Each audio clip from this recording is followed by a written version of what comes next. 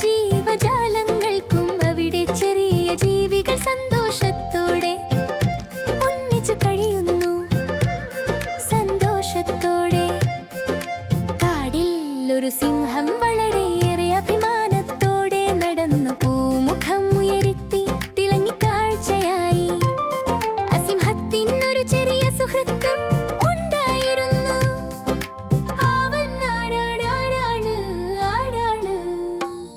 അവൻ ചെറിയ വാൻകട പെഹ്നീനും ചഞ്ചലനുമായ സിംഹത്തോടൊപ്പം കളിച്ചു. സന്തോഷം പകർത്തി മരങ്ങൾ കയറി ചാടിക്കൂടി സിംഹത്തെ ഞെക്കി നസ്രിച്ചു.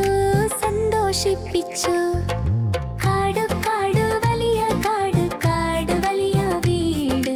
എല്ലാ ജീവജാലങ്ങൾക്കും അവിടെ ചെറിയ ജീവികൾ സന്തോഷത്തോടെ ഒന്നിച്ചു കഴിയുന്നു.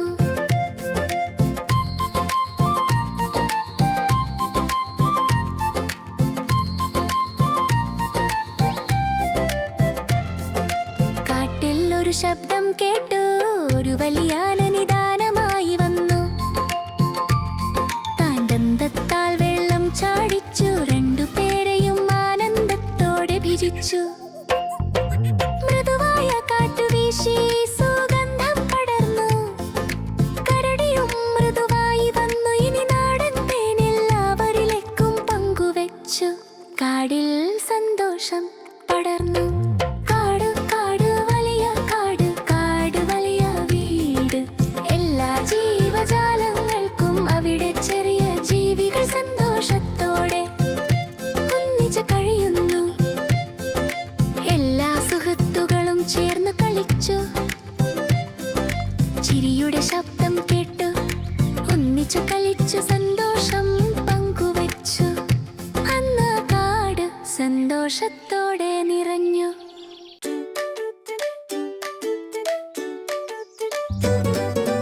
കാട് കാട് കാട്ടിൽ പക്ഷികൾ പാടും രാവിലിൽ.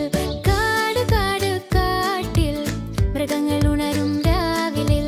കുരങ്ങുകൾ കൊമ്പിലാടുമ്പോൾ പക്ഷികൾ ചേർന്ന് പാടുമ്പോൾ കാട് മുഴുവൻ സന്തോഷം നിറയും. മാൻ ചാടി ചാടി ഓടും. മുയൽ വേഗത്തിൽ പായും. മയിൽ മനോഹരമായി നൃത്തം ചെയ്യും. പച്ചക്കാടിൽ സന്തോഷം നിറയും.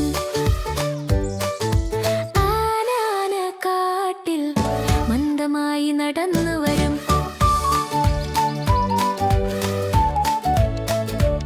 വലിയ കാലുകൾ കൊണ്ട് നടക്കും.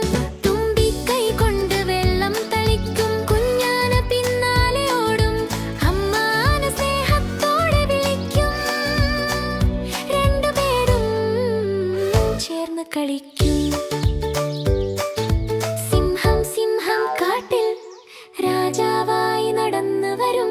കരഞ്ഞ ശബ്ദമുണ്ടാക്കും. കാട് മുഴുവൻ ശാന്തമാകും. കാട് കാട് കാട്ടിൽ മൃഗങ്ങളെല്ലാം സന്തോഷത്തോടെ ജീവിക്കും.